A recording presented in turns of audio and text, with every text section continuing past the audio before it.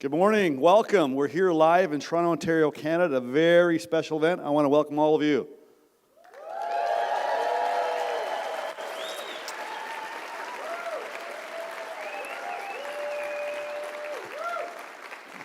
They're excited. I want to welcome you wherever you are, on your phone, your computer, at home. Welcome to an amazing event. And this person that I'm going to introduce needs no introduction. He's known all over the world, wherever he goes. You'll know him from the hit movie The Secret. He's considered the leader in personal development, human growth. He's worked with individuals and companies and leaders all around the world. And today, he's going to teach you how to think and grow rich. Let's welcome Bob Proctor.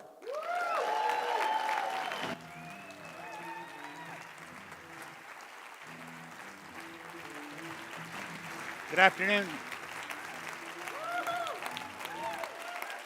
Greetings. Thank you. Wherever you are, morning, afternoon, evening, I want to welcome you. This presentation is on behalf of the consultants that are part of the Proctor Gallagher Institute. So if you're watching this, wherever you're watching it from, the odds are pretty good you've been invited by one of our consultants. We have one of the most phenomenal group of people that you're ever going to find anywhere. They're very dedicated, that work as consultants with our company, the Proctor Gallagher Institute. We have around 1,500 consultants in 77 different countries. And that isn't an accident. It's the way it's designed, and we are working at expanding on this all the time. Many years ago, I took a pen, and I sat down, and I said, I'm going to build a company that operates all over the world. And that's essentially what we're doing. Now, what I'm going to talk to you about today is your results. I want you to think about the results that you're getting in various aspects of your life. Could be your income. It might be your personal relationships. It might be the development of your corporation. You could have a large corporation, maybe a small, and you might be a one-person operation. But you get results. I learned a long time ago that results always tell the truth. You can never escape from them. The results always tell the truth. Now, if we are on the right track, it's of my opinion anyway, that our results should always be under construction. We always want to be shooting for something a little bit beyond where we're at, because that is how we grow. And growth is the name of the game. There's a very basic law of life, a dynamic law. It's create or disintegrate. If we're not getting better, we're going in the opposite direction. And I don't think any of us go there directly, intelligently, because we choose to. I think we go backwards every now and then because we make some errors. So growth is it's a very important part of our life, and it's something that we should all be involved in all the time. I've been working at this for a long, long time. And I found if we're going to grow, we're going to have to change. And if we don't change, we're not going to grow. Okay? Now, the Proctor Gallagher Institute is involved in change. That's really what we're all about. That's what our consultants are about. We have programs that are designed to help you improve the quality of your life. Now, the beautiful truth is that you and I can actually create our own income, create our own economy. Now, there's not a lot of people that believe that, and I certainly didn't for a long, long time. Do you know, we get inundated with newspapers, with television, with radio, and just overhearing conversations, maybe in a restaurant or with someone that we work with. How difficult it is to manage in the economy that we're working in. And we're always talking about the Dow or what New York Stock Exchange is doing. We're looking at something outside of ourselves all the time. The truth is, it operates inside of ourselves. Do you know that in the very worst economy, there's people that are winning and winning in a very big way? And in the very best economy, there's people that are losing. They just don't seem to be able to make it happen. So, you know, if you study this objectively, it doesn't matter whether the economy is good or bad. What makes the difference is, where is your mind at? What are you doing? Where are you going? Do you know, for the first 26 years of my life, I was going in the wrong direction, and I was picking up speed.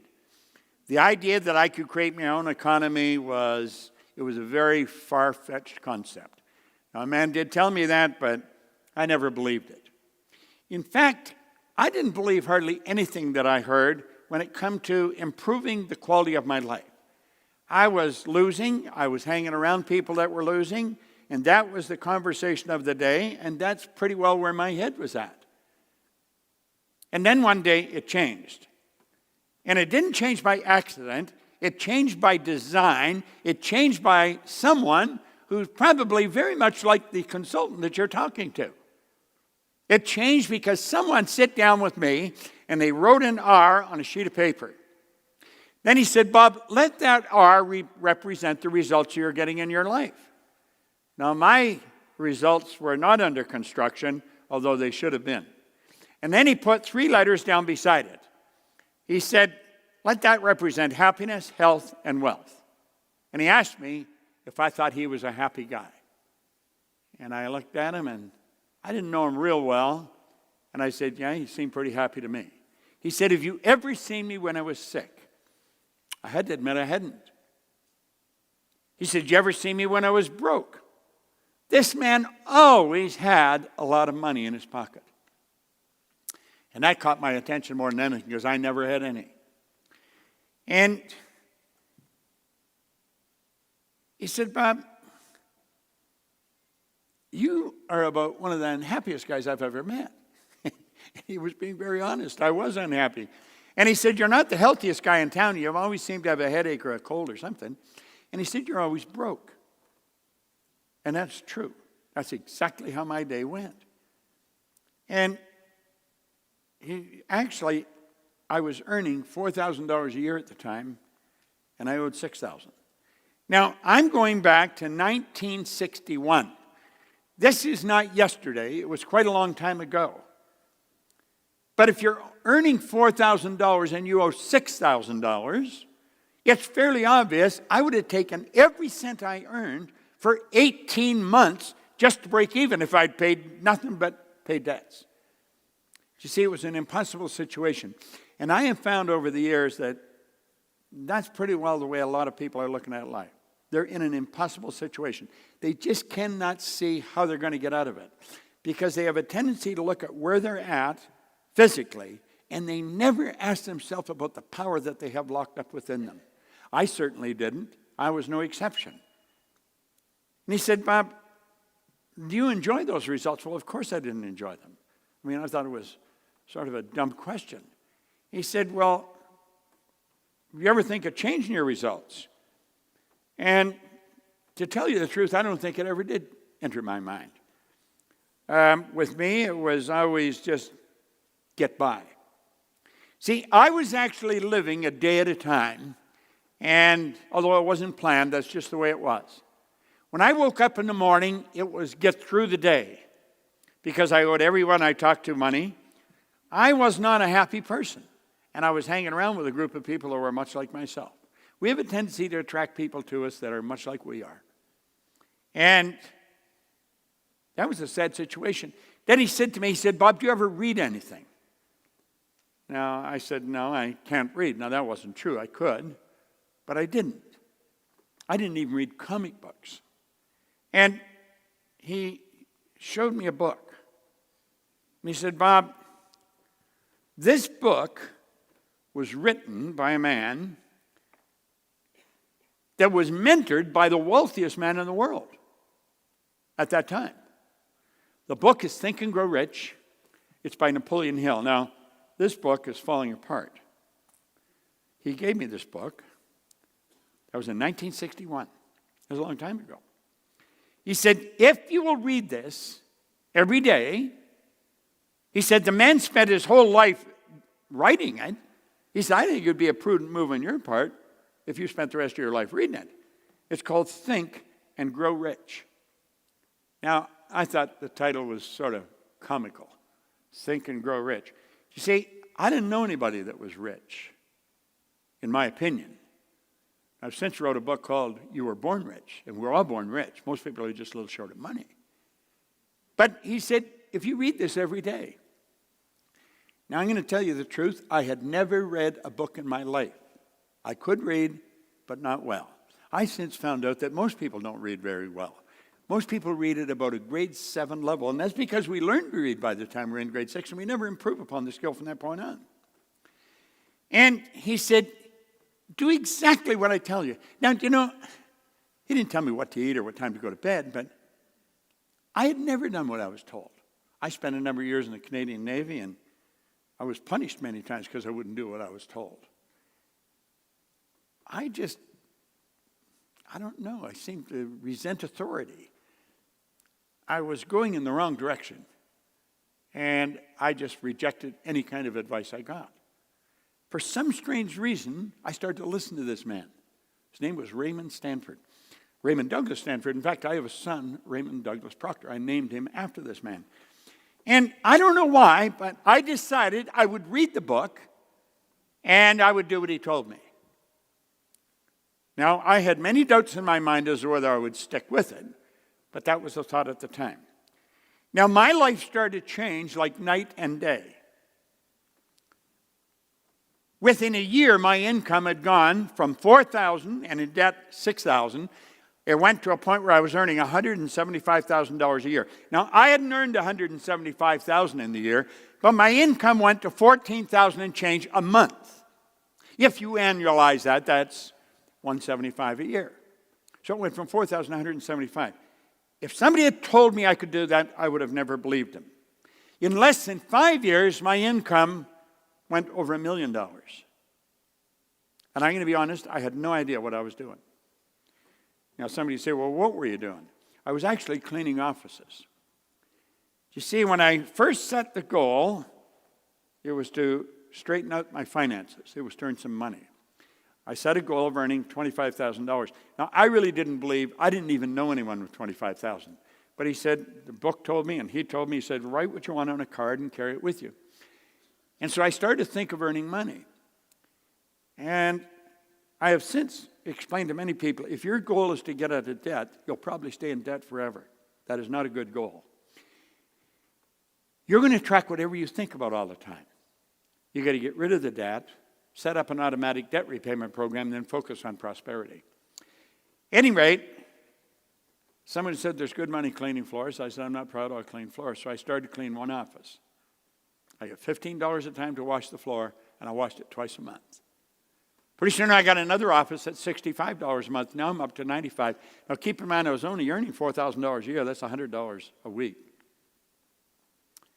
And I'm up to $100 a month extra money. It was quite a bit. And then it went up and up and up. Now, I was living in England. I was cleaning offices. I had offices in Toronto, Montreal, Boston, Cleveland, Atlanta, and London, England. The business grew very, very fast. I was doing exactly what this book told me and doing exactly what this man suggested. And one day I sat down and I thought, how did this happen? You see, I had no formal education. I had 2 months high school. I had no business experience. I had a horrendous work record. And all of a sudden, bang, like this, all this success. And I was living in England. I went over and opened a company there. And I didn't really know why I was winning. Now, the thought came to my mind that I was lucky, but I knew that wasn't the truth because I really don't believe in luck. Voltaire said we invented that word to express the known effects of unknown causes. So I knew I wasn't lucky. I was raised with the idea, if you're going to earn a lot of money, you've got to be really smart. Well, $1 million to me at that time was a lot of money. And I knew I wasn't that smart. So I couldn't figure out why I was so successful. To me, I didn't seem to be doing anything that was extraordinary. But if somebody asked me, I would say, well, I'm cleaning offices. But I found out that cleaning offices was almost incidental to what I was doing. I had been working on me solidly for 5 years, and I had been helping the people that I was working with to work on themselves. I was very involved in a program of personal growth, and everything started to change. Now, there's something in this book that really made a difference. You see, I made up my mind I was going to find out why I changed. I wasn't satisfied with the idea that I did change. I was going to find out. So what I'm going to explain from this point on is what I learned over the next 10 years. I studied this like an absolute scientist for 10 years. I spent a lot of money and I did a lot of work. So if you really want to change your life, I've done the work and I've spent the money. You don't have to do all that. I'm going to lay out what I learned over that period of time. And when I figured out exactly why I changed, all I wanted to do was teach it. And that's all I've done for a long, long time. This company has been going since 1961. That's 58 years. I have a phenomenal business partner, a lady who was an attorney, who was a securities attorney, something almost a polar opposite to where I come from. She had turned companies public. She would buy banks, sell banks, turn them public. Very, very brilliant woman. And when she joined us a little over 10 years ago, our company took a big jump because she brought an expertise in that I certainly didn't have. I know how to earn it. I didn't know how to work with it. Our company has worked all over the world. We have worked with some of the largest corporations in the world. We watched their sales go up by hundreds of millions of dollars. I couldn't even mention the number of individuals we've sat down and worked with. When I do a seminar in Los Angeles, or we do, because my partner, Sandy Gallagher, she does it with me, our team goes there, we will stream into over 115 countries. You see, the goal that I set a long time ago, we're now realizing we're living it. So what I'm going to show you is what I have learned over my lifetime. I have tested this every way you can think of. Some of the most brilliant people in the world have tested this. We don't wonder if it works. We know it works, and we've worked it all over the world. So I'm going to ask you, if you're a little skeptical, set the skepticism aside. Just set it aside. And when I'm all finished, if you want to still be skeptical, then do it then. I'm going to ask you to open your mind and sit back and really listen carefully. And don't listen just to hear. One of the most wonderful things I learned a year ago, or learned last year, I learned a lot of things last year, but this one thing stands out in my mind over everything else. It was a quote by Steve Covey, who's gone now, God bless him, but he was a wonderful teacher. He said, don't listen to hear, listen to understand. And that's what I want to recommend you do. Listen to understand what it is I'm going to explain. Because what I'm going to explain can change your life like night and day. And I don't even care where you're at now. I've gone into prisons with this. I've gone into schools. I've gone into some of the largest companies. We've shared this with millions of people all over the world. All over the world.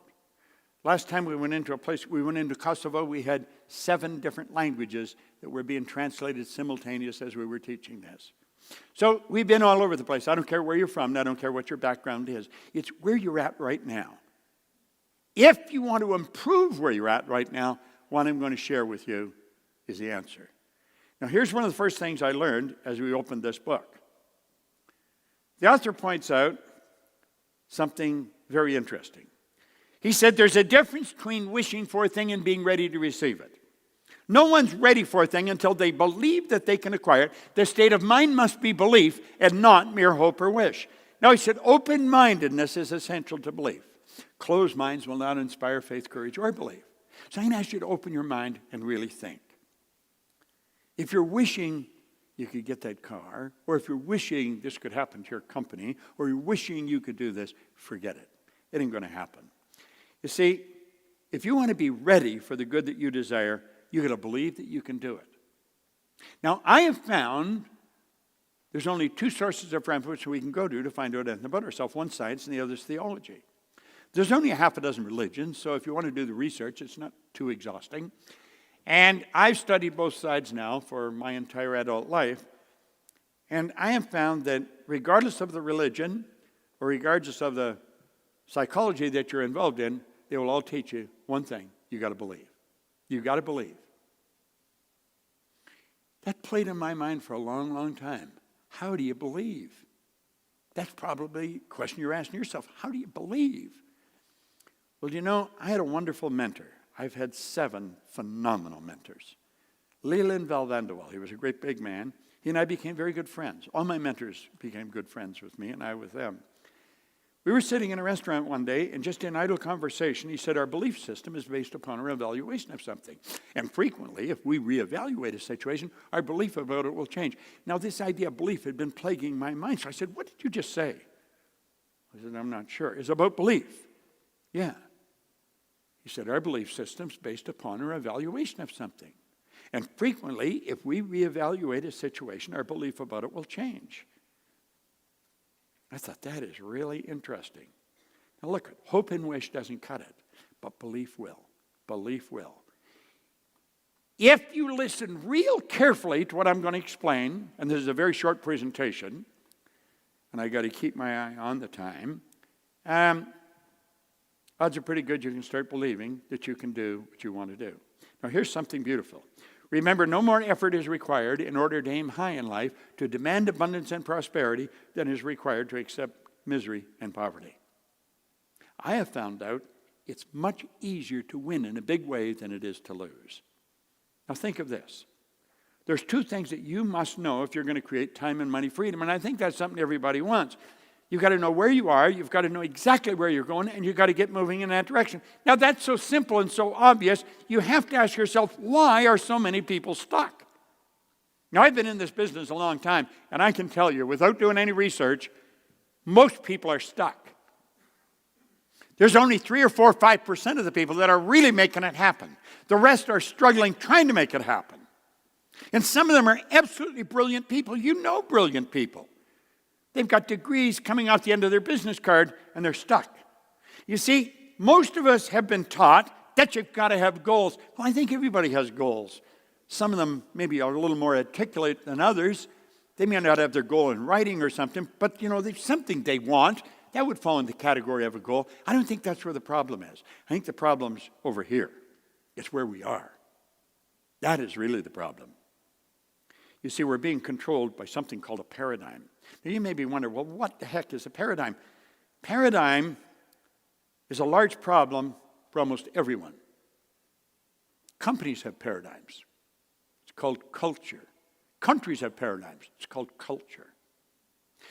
Every individual is a paradigm. It's an idea in our subconscious mind. We didn't even build it. Somebody else built it. Here's the best definition of paradigm you may ever find. Paradigm is a mental program that has almost exclusive control over our habitual behavior, and almost all of our behavior is habitual. Now think about that. We wake up in the morning and we just motor into action. And somebody else wrote the program that's controlling our behavior. Now, that's rather sad, but it's the way it is. I want you to look at the areas of your life paradigms have control over. This is very important. Paradigms control our perception. And our perception is our reality. It's how we see things. It controls our perception. Paradigms control our use of time. A lot of people buy time management programs and they're trying to manage time. Time can't be managed. Nobody manages time. And yet everybody gets exactly the same amount of time. We get all there is. There's no one gets any more time than another. We get all there is. So it's what we do with our time. We merely manage activities. Our paradigm manages our creativity. You'll hear people say, well, I'm really not creative. Writers are creative, musicians. Everybody's creative. You're God's highest form of creation. There is nothing on the planet that'll even equal you. Our paradigms control our effectiveness, and our effectiveness controls our productivity. So do you see, this program that's inside us is controlling us. Our paradigms control our logic. There are certain things we say, well, you've got to be realistic. Is that right? Can you imagine the neighbors over in Dayton, Ohio, back around 1903? There's 2 young bicycle mechanics, and they said, we're going to fly. Nobody had ever flown. People had died trying. They weren't aeronautical engineers, and they introduced us to a new kingdom. Now, when they got us off the ground, somebody said, well, they were only up there for 14 seconds. Their attitude, their perception was different. They said, we not only got it up there, we kept it up for 14 seconds. Think. And our paradigm controls our ability to earn money. People that haven't got any will tell you money's not important. People that have it know how important it is. Money's vitally important in the area that it's used. It's the medium of exchange that's used by everyone all over the world in exchange for other people's products or services. I had a mentor, Earl Nightingale, and he said one time something that I thought was rich with truth. He says, most people think they want more money than they really do, and they settle for a whole lot less than they could earn. Now think. There seems to be a box around all these areas. And every time we go to step out and change our use of time or change our perception, we hit the wall. We hit the wall. When you make up your mind that you're going to change the paradigm, I am going to learn what it is, and I'm going to change it. It's a program in my subconscious mind. I'm going to change it. The walls come down. The walls actually come down. Now, that doesn't mean you change anything, but you can now, and you don't hit the wall. The change will be huge. And I'm going to tell you something else. The change is permanent when you learn how to change the paradigm. It's a beautiful concept. Now, look at this. Imagine if that was the only thing you changed. Your use of time. I remember talking to Earl Nightingale one time, and he said, Bob, there's no secret to this. I carry a sheet of paper in my pocket and a pen. I was having breakfast with him when he said this one morning. I'll never forget it. He said, I just simply sit down at night and I write down 6 goal-achieving activities I'm going to be involved in tomorrow, and then when I wake up, I do them. He says, you can't manage time, you can manage activity. Now, as you learn to manage those activities, you're going to find that your income is going to skyrocket. As you alter your perception, your ability to earn money is going to skyrocket. Joel Barker wrote a book on paradigms around 1990. It was an incredible book. That's what it was called, Paradigm. He said, to be able to shape your future, you have to be willing and able to change your paradigm. Now, you can be willing, but may not be able, because you don't understand how it was built. School does not teach this. I don't care what school you go to. I've worked with people that were Rhodes Scholars, people from Harvard, Stanford, Eton. They didn't understand it because they were never taught. Most psychiatrists, psychologists, or behavioral scientists that teach it, they teach it in such a way that it's only understood by other psychologists, psychiatrists, or behavioral scientists. I'm going to show you a way that I was taught. It was taught so that I could understand it. Remember I said I had no formal education? Well, I teach this today to psychiatrists. This has to be some of the best information you're ever going to find. Now, I want you to look at the mind and paradigms. But let's get more specific. I'm going to suggest you look at your mind and your paradigms. Now, how are you going to do that? Well, to do that, you have to understand something about the mind. In 1934, Dr. Truman Fleet was very involved in the holistic healing and the healing arts. And he said, the mind's an activity, it's not a thing. In order to gain clarity and eliminate confusion, he said, I'm going to create a picture of the mind. Do you know nobody's ever seen the mind? Nobody's ever seen it. Most people think of the brain when they think of the mind, but the brain isn't the mind any more than your fingernail is. Mind is an activity. Brain is an electronic switching station. As you activate brain cells, it alters the vibration of a part of your body. For me to move my arm up and down like that, I have to activate a group of cells in my brain. Now, we have found if a person has a stroke, let's think of this. The brain is the greediest part of the body when it comes to blood.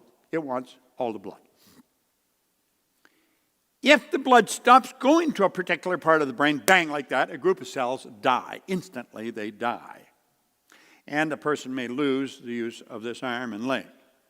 Well, we found if we take that and just open their hand, close their hand, move their arm up, move them down, open hand, and keep doing that. It's a form of patterning. We will educate healthy cells to do what the damaged cells can no longer do. Now, what I mention that just to get across to you, your brain is an electronic instrument. Your brain will not think, but you think with your brain. It's reported we have Albert Einstein's brain in a jar somewhere in Jersey, but it's not doing anybody any good because Albert's not with it. Your mind activates brain cells. Now, this good doctor said, nobody's ever seen the mind, so I'm going to draw a picture of the mind. Now, the first time I saw that, I laughed. I said, this is pretty simple. It looks like something out of a comic book. But the guy told me, he said, this is no comic book. This is probably one of the most powerful ideas you'll ever see. And he took and he drew a line right through the big circle. He said, let the big circle represent your mind, and the little one represent your body. The top half of the circle we're going to say is our conscious mind. The bottom half we'll say is the subconscious, and the little circle represents the body. Now, without question, in all the years I've been studying, this is, without question, the most valuable idea I've ever learned. I want to suggest you burn this into your mind and take it serious. You sit down with any consultant, the consultant that invited you, and they can go through this. They'll show you programs that explain this. You can teach it to your children. And I guarantee when the kids start to learn, their grades go up in school. Your relationships become stronger. You start to understand why people are like they are and why they're doing what they're doing. Because you're starting to understand you. And you're the only thing you have to study. There's something phenomenal about you. It's so incredible that in all our study, the wisest among us do not really know all there is to know about ourselves. So let's take this little drawing and we'll run through some basics. There's the conscious mind, the subconscious, and the body. Now, the conscious mind is our thinking mind. That's the part of us that thinks. Thinking is the highest function we're capable of. I remember Earl Nightingale, who was a mentor of mine. He said one time, if most people said what they were thinking, they would be speechless. I laughed and I thought, but you know, as I started to think about it, I thought the guy's right. Listen to most conversations. It's obvious people aren't thinking or they never say what they're saying. Or stand back and watch the way people behave. It's going to become obvious they're not thinking or they never do many of the things they're doing. Now, the conscious mind can think. This is called our educated mind. This is where school is focused on you storing knowledge. And of course, this is where intellect is resident. Now, do you know most people go through their whole life and they never learn about their intellectual factors? And it's the intellectual factors that separate you from all the rest of the animal kingdom. Think of this for a moment. You and I are the only creature on the planet that is totally disoriented in our environment. All the other little creatures on the planet are completely at home in their environment. They blend in. We are totally disoriented because we have been given these higher faculties. It gives us the ability to create our own environment. So you see right at the front when I said you can create your own economy, or you really can, and you do. You are. Whether you're aware of it or not really makes little difference. Now the subconscious mind is quite different. That's the emotional mind. That's the part of you where the paradigm is. Now let's switch this over at the top. Because you can think, you have the ability to choose. Do you know you choose everything you do? You'll say there's things you have to do. No, there's really not. You say we have to pay taxes. No. You could move to a tax-free zone or you could go to jail. It's a choice. Everything we do, we choose to do. Now, most people never, ever, ever become really, truly aware of that, but that's the way it is. You and I have the ability to accept or reject. When we see something in the paper or on the news, we can accept it or reject it. We do not have to accept. We have the ability to think. We can choose. We can say, I'm not going to accept that. I'm going to stay in control of me. And if you reject it, you have the ability to originate. You're a creative being. You're God's highest form of creation. Now, the emotional mind doesn't work this way. The emotional mind must accept everything you give to it. It has no ability to reject. Whatever is placed in the subjective mind, it must accept. The subconscious mind is immoral. It's like the earth. It doesn't care what you plant, but it'll grow whatever you plant. Earl Nightingale placed that idea very well in his Strangest Secret recording. He said, you can plant nightshade, a deadly poison, and not a 16th of an inch away, you can plant corn, a sweet food. One will grow with just as great an abundance as the other. The earth doesn't care what you plant, but it will return what you plant. That's the same with your subconscious mind. Now get this. This is a beautiful thing to really understand. Your subconscious mind cannot differentiate between what's real and what's imagined. You can imagine something terrible happening, you'll get upset. You can imagine something beautiful happening, and it will inspire you.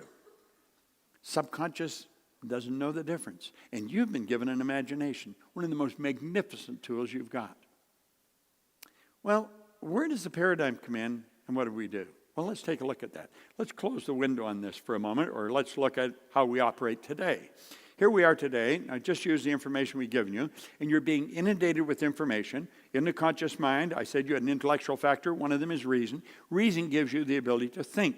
So we're getting hit with information where it's doom and gloom. We can say, get out of here and get rid of all that information, but we don't do that. What do? We leave our mind wide open, and it goes right into our subconscious mind. What do we say about the subconscious? It has no ability to reject. It'll accept whatever you give to it. Why? Well, that's part of the paradigm. That's part of the program. You stop thinking, your subconscious mind will accept whatever you give to it. Somebody can give you a negative idea and you'll start to get emotionally upset. And a negative idea could be a lie. It might not be true at all, but you accept it, so you'll get upset. Why? How did the paradigm get there? Well, let's take a look at that. We'll go over here. This is when you're an infant. This is how you arrive on the scene. When a baby arrives, the baby doesn't have a language. Baby has no conscious faculties. The baby's mind is wide open. It's like a cup. You can put anything in it you want. And we do. We dump all kinds of stuff in it. Do you know almost all welfare recipients are third, fourth, fifth generation welfare recipients? Now, this is a rather strange thing, but it's the way it is. That's why a baby speaks the language it does, why they like the food they like. And over, that is dumped into their mind. This is actually where the baby's self-image was formed in a very early life. And then that self-image carries them right through life. That's the image we hold of ourselves. And you can never outperform your self-image. Maxwell Maltz wrote a great book on it, Psycho-Cybernetics, back around 1960, which is considered one of the greatest psychological discoveries of our generation. So here we are here with the paradigm. Self-image is one idea. Paradigm is a multitude of ideas that have been planted in the subconscious mind. Here we are 10, 20, 50, 70 years later, and we're still letting those same ideas control us. Look at this for a moment. We go to school. School gave us valuable knowledge. However, school never taught us anything about a paradigm. So we frequently do not do what we already know how to do. And if you think about this, here you've got superior knowledge, inferior results, so it causes confusion and frustration. Let's put our model up here again. And what did school do? School loaded us up with books. We passed all the exams. We got the degree. But you know what's missing? The results. The results don't seem to jive with all the knowledge the person's got. So we know people who are absolutely brilliant. They've got all kinds of degrees, but they're not getting any results. They're broke. They don't even know how to find a job. Little do they know that they could start a company and create all kinds of jobs. Why don't the results? Because it's not the knowledge that produces the result. It's the paradigm that produces the result. The paradigm controls the behavior. The behavior produces the results. You see, if you want to change your results, we talked right in the beginning, our results should be under construction all the time. If you want to change your results, you must change the paradigm. And that's really what the Proctor Gallagher Institute is doing. We have all kinds of wonderful programs. Let the consultant sit down with you. Let him explain just how simple it is for you to multiply your income. Change things like night and day. You see, it's not who you are that's holding you back. It's who you think you're not. Man, that's such a powerful statement. It's not who you are that's holding you back. It's who you think you're not. There's something so phenomenal about you. And when you learn it, everything starts to improve.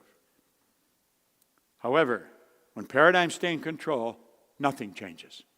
You keep getting the same results year after year after year. Results always tell the truth. That's interesting. I don't care how smart you think you are, the results always tell what the paradigm is. We got to learn this. Buckminster Fuller put it very well. He said, you never change things by fighting existing reality. You change things by building a new model that makes the existing model obsolete. And that's exactly what I did 58 years ago. Didn't understand that's what I was doing at the time. Then it took me a number of years before I figured out what I had done. I literally built a new model. If you would like to build a new model that guarantees the rest of your life be the way you want it to be, sit down with our consultant. Let them share with you. They're well trained. They've got phenomenal programs. They can explain this to you. They explain how it works. It's a fascinating subject. You build a new model. That's exactly what I had done. It took me 10 years, 9.5 exactly, and I'd been studying this with some of the most brilliant people alive, trying to figure out why did Bob change? Why did I go with no formal education to earn myself all this money? I had the good fortune of working with Eric Hoffer back in 1969 and 70. He said, in times of rapid change, the learners will inherit the earth. Well, the learned find themselves beautifully equipped to deal with the world that no longer exists. Now, you know, there's no such thing as a learned person. You're either learning or you're not. It isn't something you fill up and put a cap on. And he said, the learners will inherit the earth. I took that to be metaphorical, that you would be happy, healthy, and wealthy. When you start to study you, that's what all of our programs do. That's what our consultant can help you do. Everything in your life is going to look different. Life should be and can be absolutely incredible. Now he said to learn, You need a certain degree of confidence. Not too much, not too little. If you have too little confidence, you'll think you can't learn. I lived so long like that. And then this man convinced me I could learn. Ray Stanford said, Bob, do exactly what I'm telling you, and you can have anything you want. I didn't believe that, but I believed he believed it. Let our consultants sit down with you. He said, if you have too little confidence, you think you can't learn. If you have too much, you think you don't have to learn. Look at your results. Are they what you really want? How about money? There's an absolute law governing compensation. Now, I'm going to go into this a bit and be the last subject we're really going to hit on. There's one more that I'll touch on. But this is important because this is not taught in school. The amount of money you earn is always in exact ratio to three things. Number one, the need for what you do. Number two, your ability to do it. And number three, the difficulty there'd be in replacing you. It's the need for what you do. There's a phenomenal need for what we do. Therefore, the people in our business can earn. The opportunity to earn a lot of money is here. However, that doesn't mean they're going to earn a lot of money. It's your ability to do it. You've got to get very good at this. You've got to get very good at whatever you do if you want to raise the stock. And the more you do that, the more difficult it'll be to replace you. See, when a person's very difficult to replace, stock goes up. That's just the way it works. Now look at this for a moment. All you have to focus on is your ability to do it, and you'll get better at it. Become a master at whatever you do. Now, there's only three strategies for earning money, M1, M2, and M3. If you're going to teach your children how to earn money, and if you don't, odds are pretty good they're never going to learn. Most people do not know what I'm going to show you. The average individual does not know this. If you want to earn a lot of money, teach the kids that strategy. M3. M1 is the worst strategy in the world, and yet it's used by 96 people out of 100. This is where people trade their time for money. I don't care what you're getting an hour. There's a built-in problem. It's called saturation. You're going to run out of time. M1 is not a good strategy, and yet it's used by almost everyone. M2 is used by 3% of the population, and for very good reason. That's where you invest money to earn money, and there's only a very small group that have any money to invest. M3 is the program that I stumbled on way back in the early 60s. I had no idea what I was doing, but I did it. It's only used by 1% of the population. This is why I went from earning virtually nothing to over $1 million a year.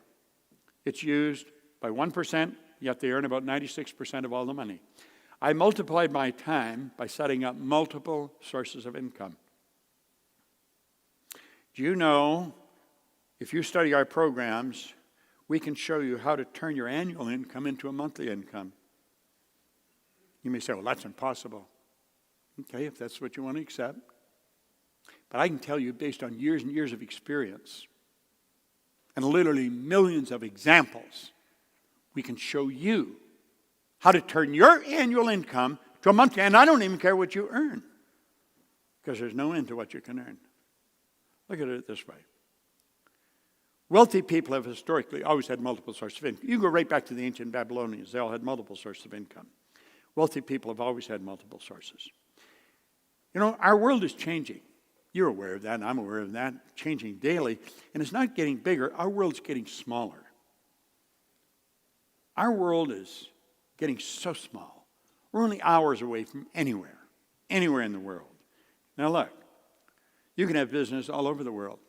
We have one program that consultants can talk to you about. It's called Matrix. We actually sit down and show people how to set up multiple sources of income. You can have income from all over the world. You can actually earn more money when you're sleeping than you can spend when you're awake. Now, that sounds like a good line, but it's also the truth. There's no end to what you can earn. I earn every night when I go to bed. I'm earning money while I'm sleeping because I have business all over the world. And if I have, you can. See, I am very good at teaching this because I'm such a good example of it. I have learned it. And I figured when I can learn it, anybody can learn it.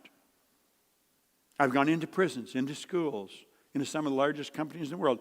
We'll show people how they can literally set up multiple sources of income. Now you say, well, are they all the same size? No. I look at this as the wheel of fortune. Now, some of your income sources will be big, some will be small. But I'm going to tell you something. They all have one thing in common, baby. They roll right into your bank. Now, you've got to admit, that's a nice idea. It doesn't matter where they come from in the world. Your bank will change it and put it in the currency of where you live. And you know the beautiful truth is, it just keeps adding up. We can actually show you how to do that. There's no trick to it. You know what you have to do? You have to make a decision. Now, in a very short period of time, I've shared an awful lot of information. It's what I learned over 10 and a half years. You know what most people never do? They never learn to make a decision. They just learn to make a decision. He spent a whole chapter on it. Let these lines represent levels of vibration. Your phone operates on a frequency. We call levels of vibration a frequency. We think on frequencies.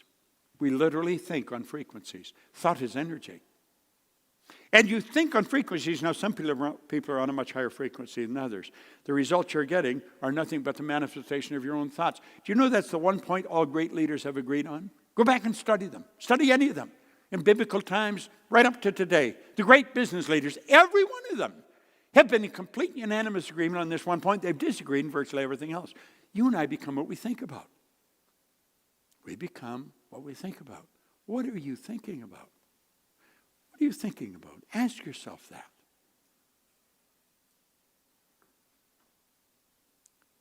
We say, these are the results I'm getting, but that's the result I want. And I'm going to do that. I'm going to do that as soon as I get the money. I'm going to do that as soon as the kids are out of school. I'm going to do that, and it's always when this changes. And you know something? This is never going to change because you never built a new model. And so pretty soon, the decision fades. The decision fades, and so does the goal. Why? Well, if we understand our own world, it soon becomes pretty obvious. We're thinking way down here on this frequency. And what we're shooting at is way up there on a higher frequency. We're down here, it's like we're listening on an AM frequency and wonder why we're not getting FM music, higher frequency. If I phone your number, your phone's the only one that's going to ring. There's millions of phones because I'm on your frequency. I don't get my brother if I phone you. I only get my brother if I get on his frequency. And you see, if you want to get the goal, you got to start thinking. You get your mind and your thoughts focused on the same frequency as what you want. Now, this is how decisions should be made. You see? When you make a committed decision, this is going to be done. I'm going to do this. You don't ask yourself, do I have the money? Do I have the time? Do I have the help? You don't ask any of those questions. He points out in here that successful people make decisions very fast, change them very slow, if and when they change them at all. And for years I wondered, how do they make the decisions so fast? How do they gather so much information? They don't need to gather information. They made a committed decision. They begin to think and act like the person they want to become. They let go of the past. And when they think on that frequency, they will start to attract everything that is required because that's where the good that you desire is. Now, this may sound a little futuristic if you've never studied into this. Nothing is created or destroyed. Everything's already here. The way to make one of these cell phones has always been here, but nobody got on that frequency. The way to do whatever you want is already here, but you got to get on that frequency. Just see, want is the only prerequisite when you go to make a decision. If you really want to make things happen, sit down with the consultant and say, I definitely want to. Do exactly what the consultant suggests. You do what we suggest, I guarantee you'll win. We've been at this a long time. We've got a great reputation all over the world. Not just in one city. Our office is in Phoenix. Our business is in 77 different countries. And when we stream, we go into 115 different countries. Want is the only prerequisite. It's the only prerequisite anyone has ever needed to do anything of any consequence. This is something very few people understand. If I want it and I see myself with it, I put myself on that frequency and I'll start to attract whatever I need. See, that's why successful people make decisions so fast. They know what they want. And they know that they're God's highest form of creation, and they know they're going to get it. This information is so valuable. It's the most valuable information you'll ever get. What I've shown you here is just a peek. This is the Reader's Digest version. It's like peeking through a keyhole at it. The consultant that invited you on this call is very well equipped to sit down and explain to you in a little greater depth what I've just explained. But you know something? They can't make a decision for you. You got to make a decision. And the second you make the decision, you'll start to attract what you need. If it's money you need, you'll attract it. Just look around your home. You got all kinds of stuff in your home you don't need. You know why you got it? Because you wanted it. When you want this bad enough, you will find the money that you require to make it happen. I learned that a long time ago. For further information on the personal growth programs that will improve all aspects of your life, contact your local Proctor Gallagher consultant. Because I'm going to tell you, they have some absolutely phenomenal information. I want to thank you for tuning in. I want to thank all our consultants, and I certainly want to thank the consultant that invited you here. Because I know you appreciate this, but probably not as much as you will as you get involved. I will be forever grateful to the man that first sat down with me and got me into this book. I carry elastic with me because the book's fallen apart, and I carry the book everywhere I go. But my life has changed so much since he first sat down with me. If you will listen to your consultant, I mean, listen to understand. I've just sort of scratched the surface here. We've got phenomenal information. I think we've got the best information you'll find anywhere in the world. Don't cheat yourself out of the life that you really want. Life is very short. And the older you get, the shorter it's going to be. It just works that way. You don't know how long you're going to be here. You may think you're going to be here for a long time. You may only be here for a short time. You may think you're only going to be here for a short time. You could be here for a long time. We don't know that. But we do know we're here now. Give it everything you've got. Sit down with the person that invited you and say, I want to get this as quick as I can, and I want you to show me how to really speed up. I want to move at warp speed. This information will change everything in your life. It'll make your business more successful. It'll make your life more successful. This is Bob Proctor, and I want to thank you very much for tuning in, and I look forward to meeting you in a seminar sometime in the very near future. Thank you. Okay?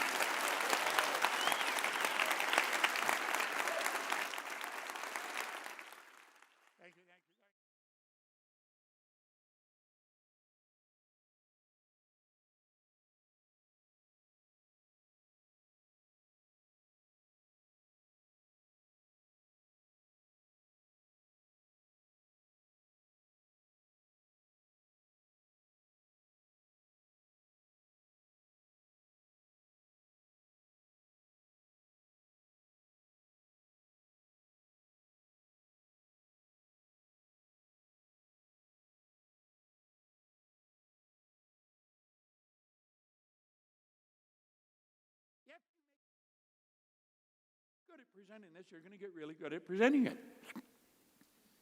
These people here in the inner circle have got really good at presenting it. You know something? They're going to get better at it. If they can, you can. I just look over here and I see Hannah. Now, Hannah was a psychotherapist, had her own practice, a professional in this field, but I think you'd admit you've gone much further with this than you would in the practice. Now, that doesn't put the practice down. That was a great foundation for everything you're doing. This will help anyone get anything. There is no limits. You can literally have whatever you want. You are truly God's highest form of creation.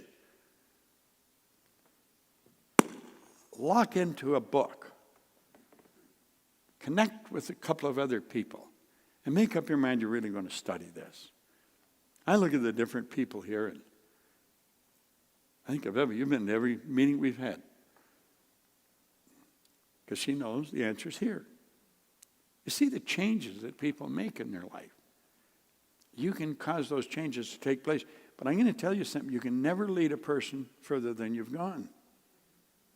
You may inspire them to go further than you've gone, but you can't lead them further than you've gone. I still study this every day. I study it every day because I know that I don't know very much relative to what I can know. And that's the attitude I think you should form. I'm going to turn it back over now to a man that I think you want to get on your feet and give him a very warm welcome. Doug Dane is a phenomenal producer. All right? Come on, Doug.